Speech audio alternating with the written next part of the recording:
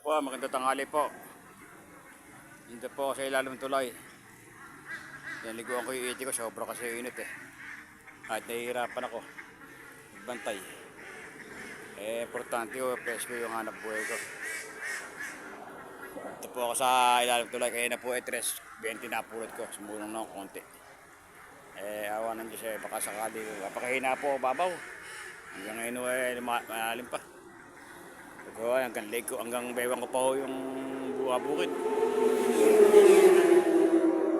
Ginagawa kong bukid eh, lubog pa. Litaw na yung isang kampo ko, kaya nadurog. Ito po ako ngayon sa ilalim. Ayun pong ito ko dito po. Papatayan ko. Ito po sa ilalim. Masarap po rito, kaya lang hanggang medyo malungkot ng konti. Sige po, maraming po salamat and God bless po sa ating lahat. Yun po yung maraka ko ngayon. Malutuin na sa kabila. Ito yung sa birthday ko.